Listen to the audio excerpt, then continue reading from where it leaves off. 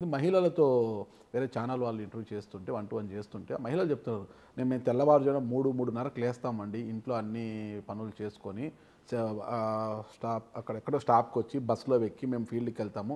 ఫీల్డ్కి వెళ్ళి మేమంతా పాత్రలు కడిగేవాళ్ళము, వంటలు చేసేవాళ్ళం, మేమంతా మాకు రోజుకు 300 నుంచి 350 ఇస్తారండి, ఎలా బతకాలి మేము అన్నప్పుడు నాకే బాధ ఉంది. ఉపాధి హామీ కూలీల కన్నా తక్కువ వస్తుందా వీళ్ళకు?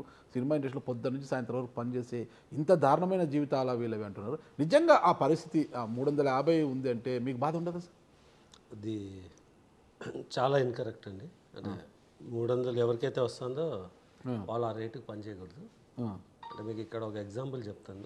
ఎగ్జాంపుల్ కదా, నేను ఫైట్ చేస్తున్న యాక్చువల్ పాయింట్స్ మీద చెప్తాను. మీకు ఈ మెంబర్షిప్ లేకుంటే వాళ్ళని అలో చేయరు వర్క్ చేయడానికి అన్నాను కదా, ఇది క్లాసిక్ ఎగ్జాంపుల్ అండి. వచ్చి పని చేస్తున్న పర్సన్కి అంటే 100% నేను sure it's not 300, it's a much higher wage. ఇక్కడ ఏం జరుగుతుంటుంది అంటే రిపోర్టింగ్ ఒక పేరు ఉంటుంది, అక్కడ పేమెంట్ వాళ్ళకు ఒక రేట్ వెళ్తుంది, ఎండ్ వర్కర్కి ఇంకో రేట్ వెళ్తుంది. ఇది ఈ మధ్యలో ఉన్న వ్యవస్థ చేస్తుంది, దళారీ వ్యవస్థ అనుకోవచ్చు మనము. సినిమా లెక్కలో గ్యారంటీ వాళ్ళకి 700 ఆ రేంజ్లోనే ఉంటుంది. 1.5 కాల్ చేయడం అని చెప్పి 1000 రూపాయలు ఉంటుంది. Okay, from the movie.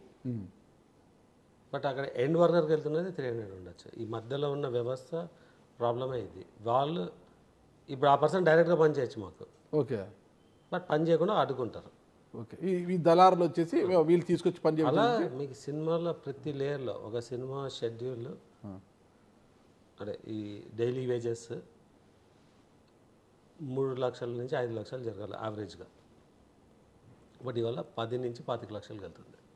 ఎందుకంటే ఈ 10% 20% కాదు ప్రాబ్లం, మధ్యలో ఒక వ్యవస్థ దాన్ని కంట్రోల్ చేసి మేనేజ్ చేస్తుంది. ఓకే, ఇవన్నీ వాళ్ళకి తెలుదా? కార్మికులకు, కష్టపడి పనిచేసే కార్మికులకు 300 వర్క్ చేసే కార్మికులు బై ఫోర్స్ చేస్తుంటారు.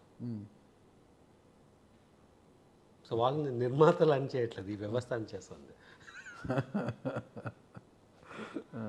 అంటే మొత్తం మీద తీసుకుంటే చిన్న స్థాయి కార్మిక వంటలు చేసేవాళ్ళు, వంట పాత్రలు కడిగే వాళ్ళకి, ప్లేట్లు కడిగే వాళ్ళకు తక్కువ వేతనాలు వస్తున్నాయి. అంటే దళారుల వ్యవస్థ, దళారుల వల్లే తక్కువ వస్తున్నాయి అనుకోవచ్చు. ఇక్కడ మీరు అన్నారు మెంబర్షిప్ల వల్ల కొంత దోపిడీ జరుగుతుంది, దీనిల వల్ల కూడా దోపిడీ జరుగుతుందని అనుకోవచ్చా?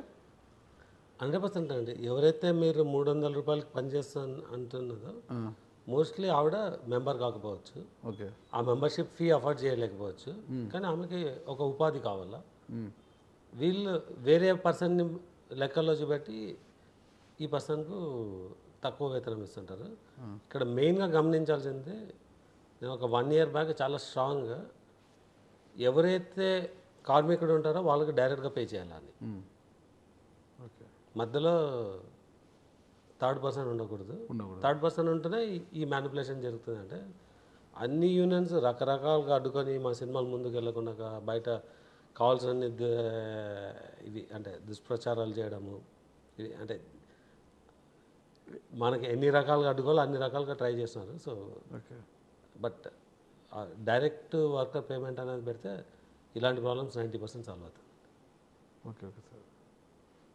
ఈ సమస్యలన్నీ పరిష్కారం కావాలి అంటే సార్ అందరు వర్కర్స్ రియలైజ్ కావాలా, ఈ మెంబర్షిప్ అనేది అదొక పెద్ద దగా అని. Okay sir. అంటే సినీ ఇండస్ట్రీలో, చిత్ర పరిశ్రమలో పనిచేసే ప్రతి కార్మికునికి రేట్ కార్డు కావచ్చు, జూనియర్ ఆర్టిస్ట్ కార్డు ఉండాల్సిందేనా సార్? అవసరం లేదండి, అవసరం లేదు, యాజ్ పర్ లా అక్కర్లేదు. ఈ వ్యవస్థ ప్రకారం అవసరం. ఓకే, మరి వీళ్ళు అక్కడ పని చేయడానికి వచ్చే ప్రతి కార్మికుడితో 5 లక్షలు కట్టించుకుంటారు సార్ మెంబర్షిప్? అంటే ఒక్కొక్క వ్యవస్థకు ఒక్కొక్క రేట్ ఉంది. మీరు చెప్పిన కేటగిరీకి 5 లక్షలు. డాన్సర్, వంట పాత్రలు, ప్రొడక్షన్ అసిస్టెంట్ అంటారు, మరి కాఫీ టీ సప్లై చేసే వాళ్ళు కూడా అదే కేటగిరీలో వస్తారు. సో వాళ్ళకి అది 5 lakhs.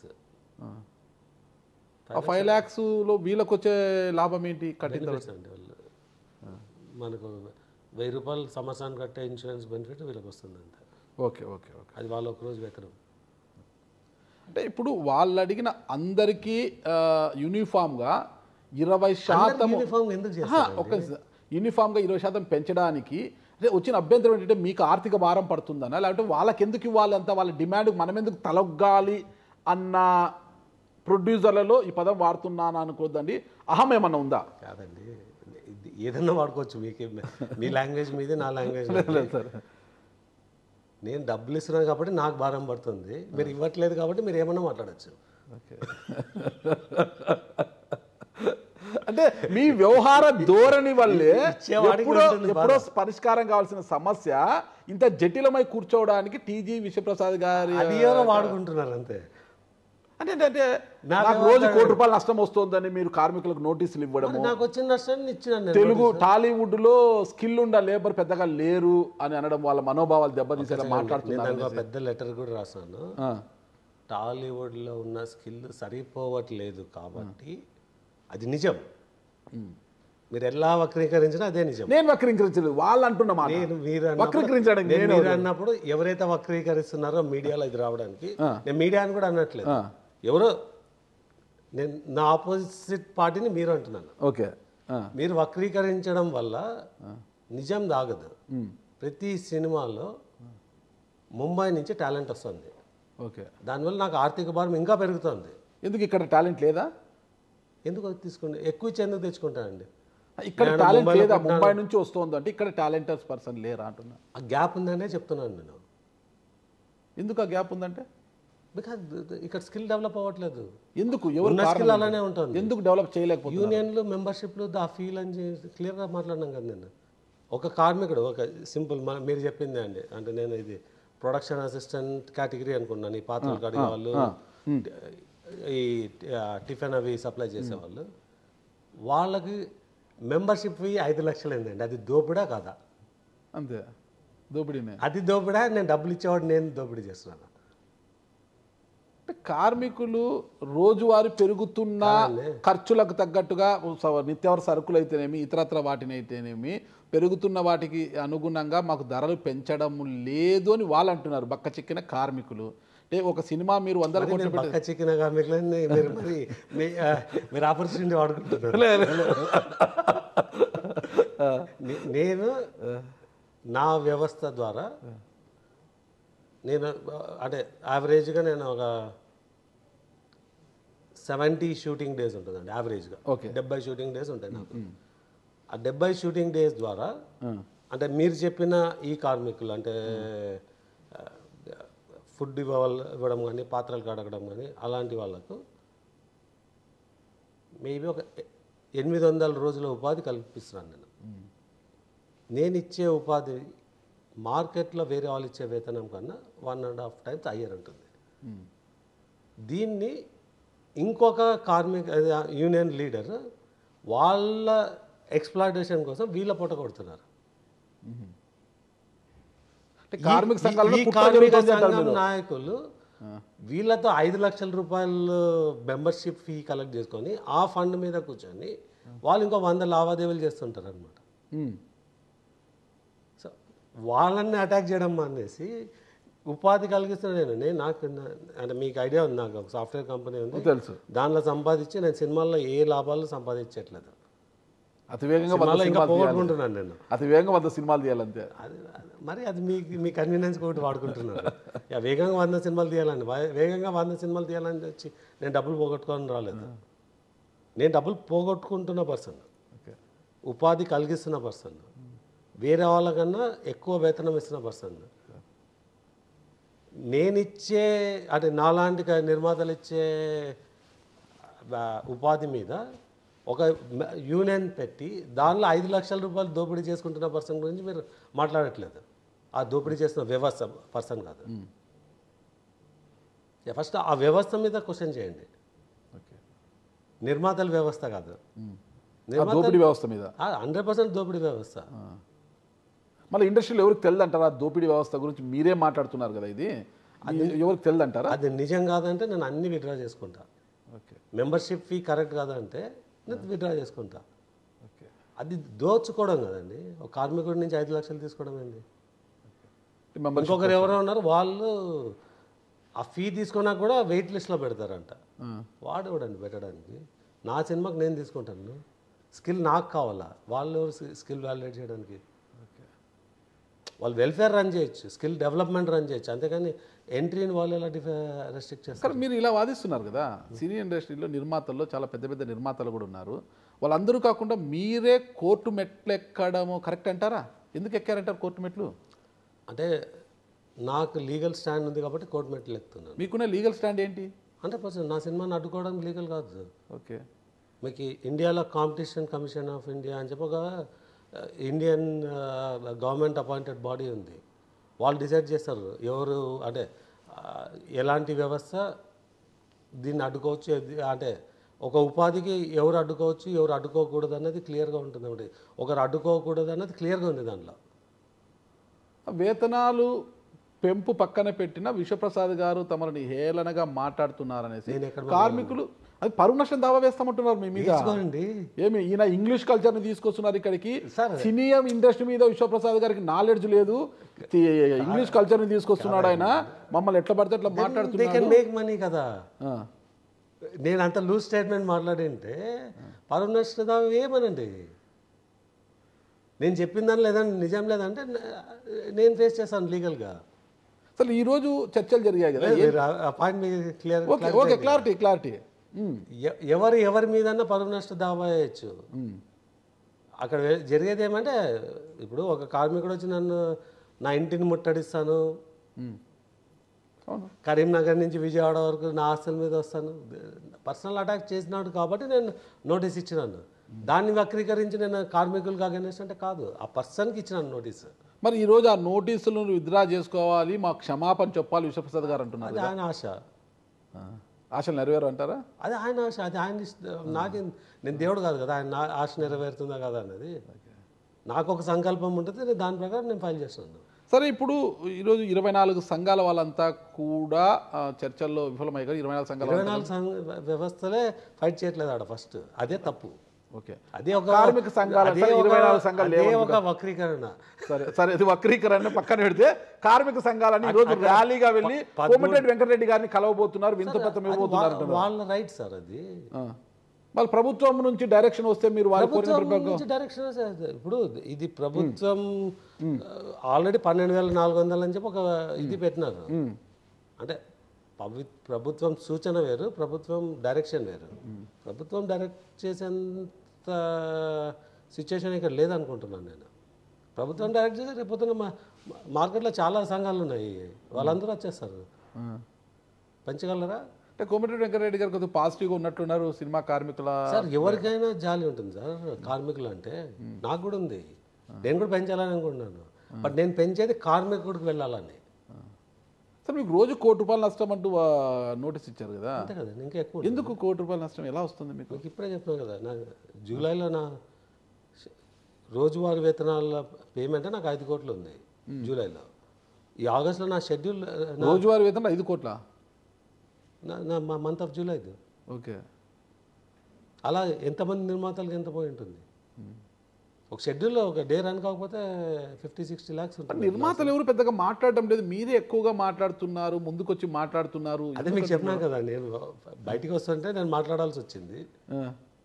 నేను మాట్లాడినాను కాబట్టి ఇంకా మాట్లాడాల్సి వస్తుంది. నేను కామ్గా ఉంటే భయపడినట్టు అవుతుంది. నేను నిజాన్ని దాచాలి కదా. భయం ఎందుకండి? కార్మిక ఒక ఏరియా కదా.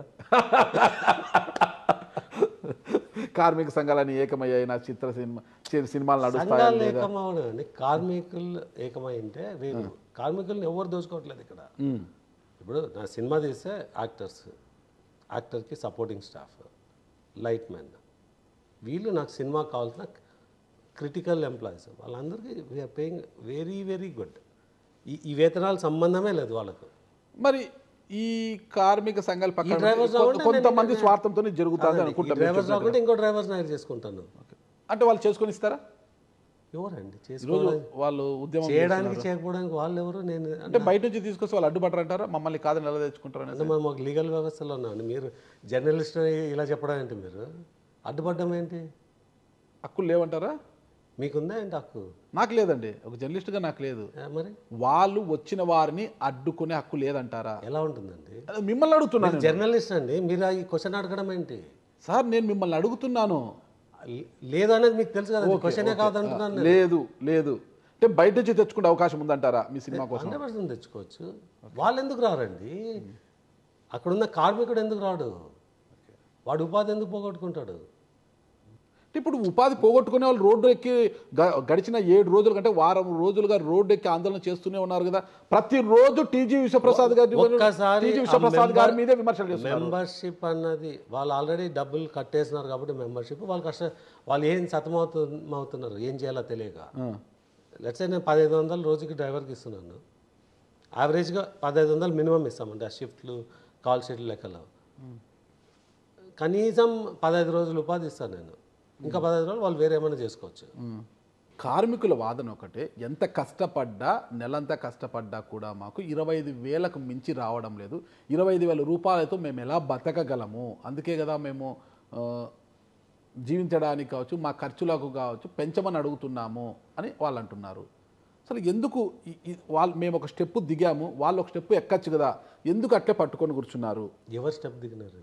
కార్మికులు 30% నుంచి 20%కి వచ్చాము కదా, వీళ్ళు 15% నుంచి 20% రావచ్చు కదా అనేది వాళ్ళు. నాకు తెలిసేది అంత క్లియర్ ప్రపోజల్ ఏం లేదండి. ఫస్ట్ మేము మరి నేను ఇది మొత్తం ప్రొడ్యూసర్స్గా ఇచ్చింది విశ్వప్రసాద్ కాదు. నా స్టాండ్ వచ్చి వెరీ క్లియర్. ఈ మధ్యలో వ్యవస్థ వచ్చి డిమాండ్ ఈ ఎవడు పని చేయాలా ఎవరు పని చేయకూడదు, ఎలా పని చేయాలా అన్నది డిమాండ్ చేయకూడదు. As a employer, as a producer నేను ఎవరిని హైర్ చేసుకోవాలా, ఎంత పే చేయాలన్నది నా కంట్రోల్లో ఉండాలి. అది మినిమం వాళ్ళు డిఫైన్ చేయొచ్చు, నాకు వాళ్ళు ఉండదు. బట్ దానికన్నా ఎక్కువ ఇవ్వాలన్నా, ఎంత ఎక్కువ ఇవ్వాలో, ఎవరిని తీసుకోవాలనేది అది నా ఇష్టం. నేను ఆ స్టాండ్ మీదే నేను ఫైట్ చేస్తాను. ఇక్కడ ఎంత పెంచాలా అన్నది ఒక గ్రూప్ ఆఫ్ ప్రొడ్యూసర్స్గా ఒక ప్రపోజల్ పెట్టినారు. ఇక్కడ కంటెన్షన్ వచ్చి ఎవరికైతే ఒప్పుకున్నా వాళ్ళ దగ్గర ప్రాబ్లము. ఒక 3 యూనియన్స్కి మాత్రం వేతనం పెంచట్లేదు. ఏ యూనియన్లు అవి? అదే మీకు డాన్సర్స్ ఫైటర్స్ అన్నాం కదా. బట్ వాటిలో విపే అబ్నార్మల్ పే. అంటే మేము క్లియర్గా చెప్పినాం, మాకు ఒక డాన్స్ ఇది ఫైట్ మాస్టర్ అంటాడు, దానిలో వేతనం 50,000 ఉంటుంది. మేము 1,00,000 ఇచ్చేవాళ్ళు ఉన్నారు, 2 లక్షలు ఇచ్చేవాళ్ళు ఉన్నారు, 75,000 ఉండొచ్చు. అది వాళ్ళ టీంకి పర్సన్కి ఇస్తారు. అది వాళ్ళ ఇష్టం, ఎంత అడగాల అన్నది ఇవ్వాలన్నది మా ఇష్టం. ఓకే, దాన్ని వాళ్ళు ఎలా కంట్రోల్ చేయలేరు రేటు. ఈ మినిమం కూడా వాళ్ళు కంట్రోల్ చేయకూడదు. 50,000 అనేది చాలా మంచి వేతనం, దానికి ఎందుకు పెంచాలండి? మూవీకి పర్ డే ఒక పాటకు అయిపోతుందా? ఒక పాటకు డాన్స్ అయిపోతుందా? ఫైట్ సేమ్ కొరియోగ్రాఫర్ కూడా పర్ డే ఒక రేట్ ఉంటుంది. వాళ్ళ స్కిల్ని బట్టి పే చేస్తాం అంతే. దానికి వీళ్ళు ఎవరు డిసైడ్ చేయడానికి? వీళ్ళ రేట్ ఎలాగో వాళ్ళు ఒప్పుకోరు. ఫైట్ మాస్టర్ వాళ్ళ రేట్ వాళ్ళకు ఉంటుంది. అసలు నిర్మాతల మండలి ఏం చెప్తుంది అసలుకి ఈ సమస్యకు పరిష్కారం అసలు ఎప్పుడు పరిష్కారం అవుతుంది? అసలు నిర్మాతల మండలి ఏం చెప్తుంది? మీరేమనుకుంటున్నారు? మీ చేతిలో నా చేతిలో ఏముంటుంది? మీ చేతిలోనే కదా ఉండేది. ఎందుకుంటుంది? అంటే కార్మికులతో మాట్లాడాలి, ఒప్పించాలి. మీరు జనరల్ మాట్లాడుతున్నారు. మీ చేతిలో ఏముంది, నా చేతిలో ఏముంది? మరి ఎవరి చేతిలో ఉందంటారు? అది చాలా మంది మధ్యలో ఉంటుంది. నా ఒకటి ప్రాబ్లం కాదు, మీ సమస్య ఫైట్ బిట్వీన్ నిర్మాతలు అండ్ కార్మిక సంఘాలు కదా, కార్మికులు కదా. నిర్మాతలు కార్మిక సంఘాలు మధ్యలో విశ్వప్రసాద్ అన్నాడు ఒక నిర్మాత అంతే. కానీ ఈ రోజు పెద్దన్న పాత్ర మీరే పోషిస్తున్నట్టుగా ఉంది కదా, ఈ ఇష్యూకి పెద్దన్న పాత్ర మీరే పోషిస్తున్నట్టుగా కనిపిస్తుంది కదా. ఎక్కడ యాక్టివ్ పార్ట్ తీసుకోవట్లేదండి. మరి ప్రతి విషయం మీరే మాట్లాడుతున్నారు కదా. ప్రతి విషయం కాదు, మీరు నా ఒపీనియన్ అడిగినారు, నేను చెప్పినాను. ఇది కరెక్టా అంటే నా ఒపీనియన్ చెప్పినాను. నేను ఎలా అవుతాను? నా సినిమా హైరింగ్లో నేను డెసిషన్ మేకర్ అనేది క్లియర్గా చెప్తాను. వాళ్ళు కూడా సినిమాలు తీస్తున్నారు, వాళ్ళకి రాని రాష్ట్రం మీకు ఒకరికే వచ్చినట్టుగా మీరు వాళ్ళకి నోటీసులు ఇవ్వడము అదంతా రెచ్చగొట్టే ధోరణి కాదంటారా? లేదండి, మరి టాపిక్ డైవర్ట్ చేస్తున్నాం మనం. ఇక్కడ రిలేటెడే కదా ఇది. లేదు, రిలేటెడ్ కాదు, దాన్ని ఎలానో వాడుకోవచ్చు. ఇక్కడ సిచ్యుయేషన్ వచ్చేసి వాళ్ళు ఒక రేట్ అడుగుతున్నారు, ఇక్కడ 2 యూనియన్స్ మధ్యలో డిస్కషన్ రేట్స్ అన్నది. నా ఒపీనియన్ నేను చెప్పింది అనేది ఆ రేట్సే ఒక ట్రాష్ అని, దాన్ని ఎవరు ఫాలో కారు అని. అంటే దానికన్నా తక్కువ ఇస్తారని కాదు, ఎక్కువ ఇచ్చే వాళ్ళకి ఎలాగో ఎక్కువ ఇచ్చి తీసుకోవాలా. ఆ మధ్యలో ఆ రేట్ కార్డ్ అన్నది అంటే అసలు సంబంధం లేనిది అండ్ కొంతమంది కార్మికుల్ని మభ్యపెట్టి దాని నుంచి ఒక మెంబర్షిప్ ఫీల్ తీసుకొని ఆ యూనియన్స్ రన్ చేయడం అదొక నెక్సెస్ అని చెప్తున్నాను నేను అది రేట్ కరెక్టా కాదా అన్నది కూడా చెప్పట్లేదు. దానికనే ఎక్కువ ఇస్తున్నాము, ఎక్కువ ఇస్తూనే ఉంటాం. టాలెంట్ కావాలంటే ఎక్కువ ఇవ్వాలా. అంటే ఇలాంటి ఇష్యూ వచ్చినప్పుడల్లా కూడా ఈ ఇండస్ట్రీలో ఒక పెద్దన్న పాత్ర అనేది ఒకటి గుర్తొస్తుంటుంది. గతంలో దాసనారాయణరావు గారు ఉండేవారు. ఆయన అంటే అందరికీ కొద్దిగా భయం కూడా ఉండేది. ఆయన ఇలాంటి సమస్యలు వచ్చినప్పుడు కూడా కొద్దిగా శాంతియుతంగా పరిష్కరించేవారు. ఈరోజు ఆ పెద్దన్న పాత్ర పోషించేవారు లేరు.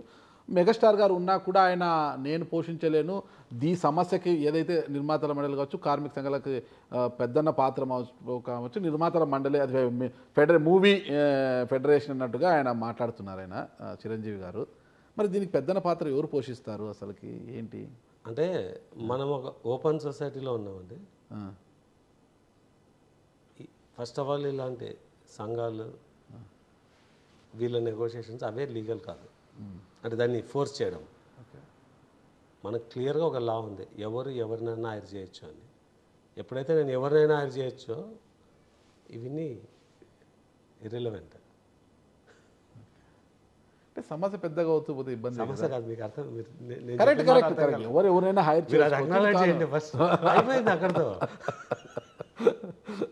కానీ ఇక్కడ కార్మికులు ఉన్నారు, ఇంతమంది కార్మికులు ఉన్నారు కదా పాపం, వాళ్ళ పాపం. అరే మరి మీరు చాలా, నాకు కూడా చాలా పాపం ఉందండి. మీరు 2,000 ఎందుకు ఇస్తున్నారు ఇంట్లో పని చేసే పర్సన్కు? 40,000 50,000 ఇవ్వలేదు సార్. ఒకవేళ ఇస్తే ఎంత ఇస్తారంటున్నారు? నా శక్తి అయితే 2,000 ఇస్తానంటున్నారు. అంతే కదండి. నేను విశ్వప్రసాద్ గారు చిన్న నాగరాజ్ సార్. అది కాదు సార్, ఇప్పుడు బిజినెస్ ఫీజిబిలిటీ అంటారు. ఫీజిబిలిటీ ఎంత ఉందో అంతే ఇవ్వాలి. నేను పిండి దగ్గర రొట్టె సార్. నాకు ఇంట్లో పిండి దగ్గర రొట్టె కదండి. ఒక ప్రొఫెషన్కి ఒక రేట్ ఇస్తే దాన్ని సస్టైన్ చేయగలము, దాన్ని పెంచితే సస్టైన్ చేయలేము. ఆల్రెడీ సినిమాల్లో లాసుల్లో ఉంది. ఆ లాసుల్లో ఉంది, నువ్వు హీరోకి ఎందుకు ఇవ్వవు అంటే హీరో లేకపోతే సినిమానే లేదు.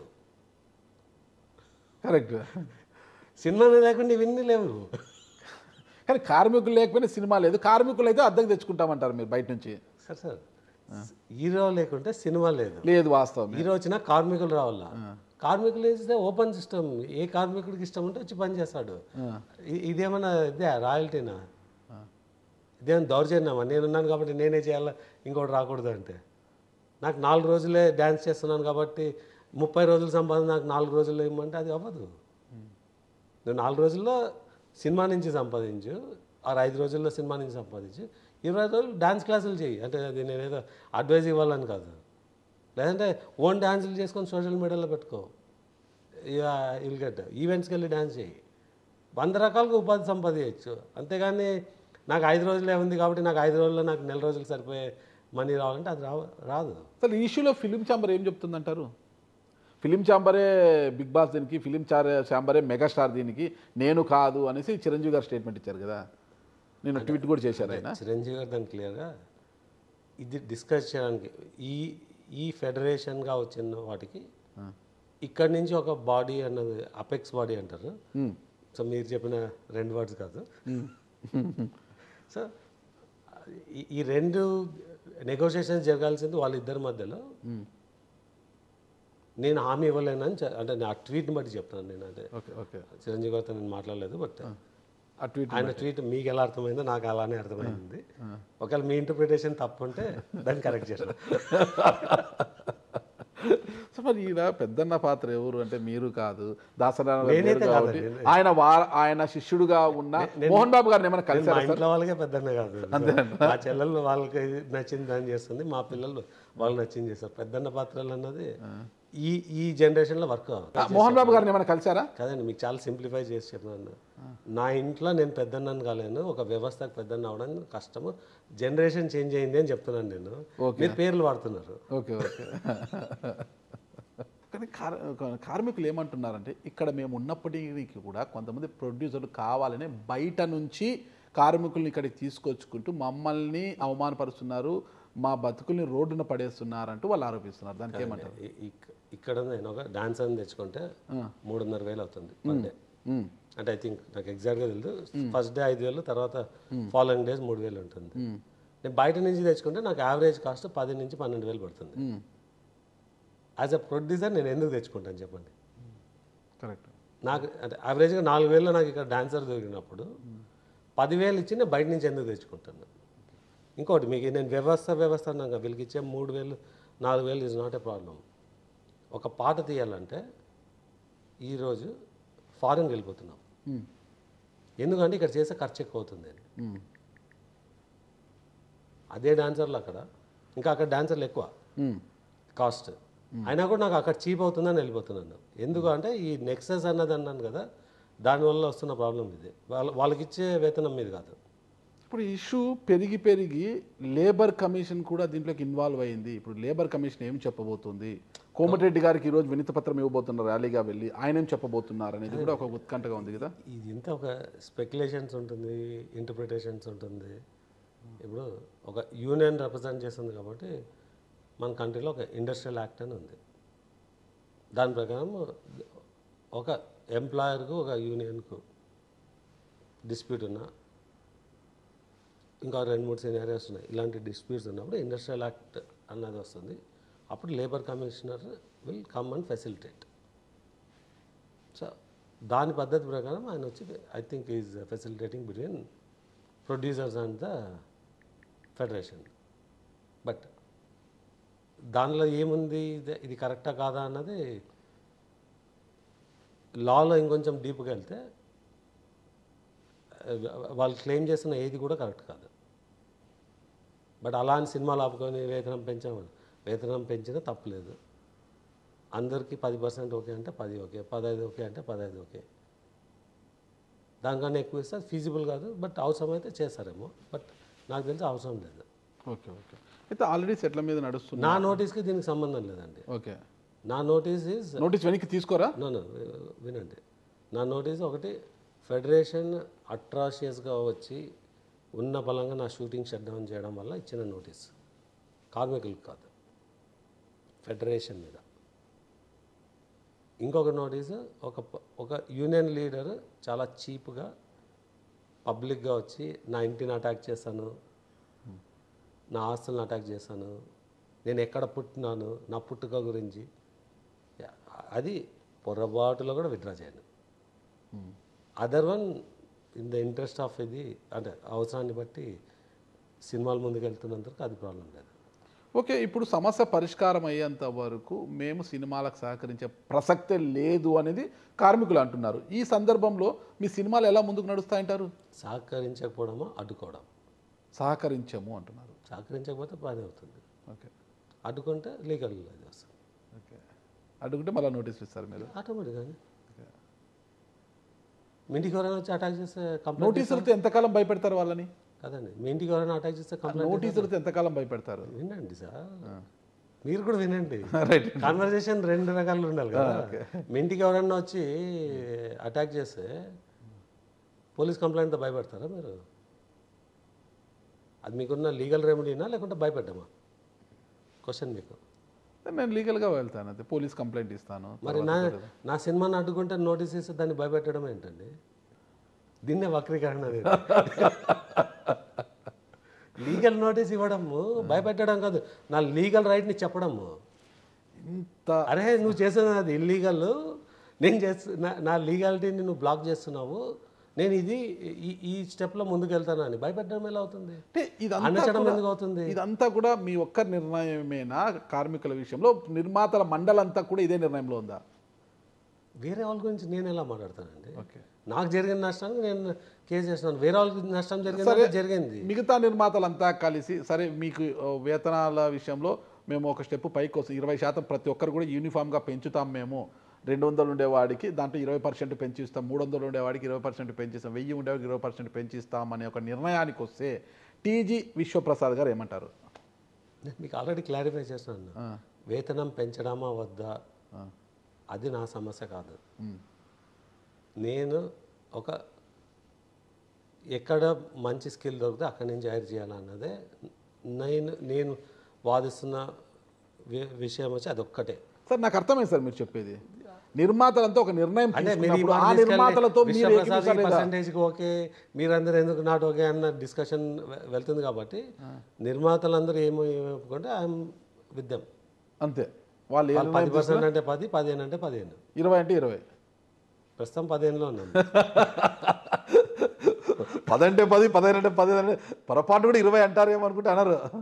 15కి ఆగిపోతున్నారు. నిర్మాతలు ఏమంటే అది ఓకే, అదే నిర్మాతలు ఒక 20 అన్నా నిర్మాతలు కూడా అది అనడం కరెక్టా కాదా అన్నది మా మధ్యలో విషయం అది. ఓకే, మీకు సంబంధించింది కాదు కదా. మాకు సంబంధం మీకు ఇందాకే చెప్పినా కదా, ఇచ్చేవాడు నేను కాబట్టి బాధ నాకు తెలుస్తుంది, మీకు బాగానే ఉంటుంది బయట నుంచి ఎంటర్టైన్మెంట్ అని. మాకేం ఎంటర్టైన్మెంట్ సార్, మాకు కూడా సినిమాలు ఆగిపోతే ఎంటర్టైన్మెంట్ సినిమాలు ఉండవు కదా మాకు కూడా. ఓకే, ఇక్కడ ఏమంటున్నారంటే వాళ్ళు ఖర్చులు పెరిగిపోయి సినిమాలు భారం అయిపోయాయి అంటున్నారు, టికెట్ల ధరలు పెంచుకుంటున్నారు, అన్నీ చేస్తున్నారు కదా. అంటే ఎంత ఖర్చులు పెరిగినా సినిమా హీరోలకు కావచ్చు, ఐటెమ్ సాంగులకు కావచ్చు, కోట్లు వెచ్చించే వీళ్ళు మేము అడిగే 20% వేతనాలు వీళ్ళకి ఎక్కువయ్యాయా, మరి అంత చులకన కార్మికులు అంటే మేము లేని సినిమాలు రావు కదా అంటున్నారు. అందరూ ఇటు తిరిగి అటు తిరిగి అక్కడికే వెళ్తున్నారు. ఎవరికి చులకన కాదు సార్, ఎవరి హోదాన్ని బట్టి వాళ్ళు రేట్ ఫిక్స్ చేసుకుంటారు, మేము ఇస్తాము. ఈ మధ్యలో ఈ కార్మిక సంఘాలు ఈ నాయిస్ క్రియేట్ చేస్తాం, వాళ్ళ మెంబర్షిప్ వాళ్ళ యూనియన్ డబ్బుల కోసం, దాని మీద పెత్తనం చెలాయించడానికి. ఈ యూనియన్స్లో ఉన్న ప్రతి ఒక్కరికి they are paid very very well based on the skill. మన కాన్వర్జేషన్లోనే 4th టైం చెప్తున్నాను. సార్ ఒక చిన్న సబ్మిషన్ సార్, 100,000 కోట్లు పెట్టి ఇప్పుడు సినిమాలు తీసే పరిస్థితులు వచ్చాయి సార్. ఓకేనా సార్, 100 కోట్ల, 1000 పక్కన పెట్టినా 100 కోట్లు అనుకుంటాం మనము. 1000 అనేది కొన్ని తక్కువ సినిమాలు తీస్తున్నారు, ఇంత పెద్ద ఎత్తున సినిమాలు తీస్తున్నారు కదా. ఒక సినిమాకి అంత పెద్ద ఎత్తున సినిమాలు తీస్తే కార్మికులకు ఇచ్చేది ఎంత ఉంటుంది సార్ అసలుకి? కార్మికులకు ఇస్తున్నాం సార్, అంటే వాళ్ళు అడిగేది కొంత పెంచమని అడుగుతున్నారు, ఎందుకు ఆ విషయంలో అంత పట్టింపులు ఉంటున్నారు? మీరు అసలు అర్థం కానట్టు మాట్లాడుతున్నారు. మీకు చాలా, నాకన్నా మీ కాంప్రహెన్షన్ స్కిల్ చాలా ఎక్కువ, మీకు అర్థమైంది. కానీ మీరు ఆ కింద పాయింట్ని తీసుకొని దాన్ని హైలైట్ చేస్తున్నారు. కార్మికులు అణిచివేత, వాళ్ళని సరిగ్గా చూసుకోవట్లేదు అన్నది. మా వ్యవస్థలో పనిచేస్తున్న ప్రతి కార్మికుడికి యావరేజ్ శాలరీ 35,000 నుంచి 1,00,000 దాటి ఉంటుంది. ఇక్కడ ఆ ప్రాబ్లం లేదు. అండ్ నాలా కొన్ని సంస్థలు కంటిన్యూస్ ఎంప్లాయ్మెంట్ ఇస్తుంది. ఇలా సినిమాలు ఆపడం వల్ల మాకు ఆల్రెడీ నష్టాల్లో ఉన్నాము, ఇంకా ఎక్స్ట్రా నష్టాలు వెళ్తే సినిమాలు చేయడం ఆపేస్తాము. అప్పుడు ప్రొడ్యూసర్లు నష్టపోరా అంటే, సినిమాలే వృత్తిగా పెట్టుకున్న కొంతమంది ప్రొడ్యూసర్లు నష్టపోరంటారా? అంటే ఇలా చేస్తే ఆటోమేటిక్గా నష్టపోయినా చేయలేని పరిస్థితి వస్తుంది. Okay, Sunday holiday sir, holiday రోజు వచ్చి మేము పని చేస్తే మాకు డబల్ వేతనం ఇవ్వాలని వాళ్ళు అడుగుతున్నది కరెక్ట్ అంటారా కాదంటారా? ఓకే, ఇక్కడ సింపుల్ అండర్స్టాండింగ్ ఉండాలి. ఒక సైడ్ ఏమో ఒక డాన్సర్ నాకు నెలలో 5 రోజులు ఉపాధి కూడా లేదు అంటున్నారు. మామూలుగా 6 days వీక్స్ పనిచేసేవాడు 7th డే కూడా పనిచేస్తే కంటిన్యూస్గా వాడి ఫ్యామిలీ టైం కట్ చేసుకొని వస్తున్నాడు కాబట్టి డబల్ అనేది ఉంది.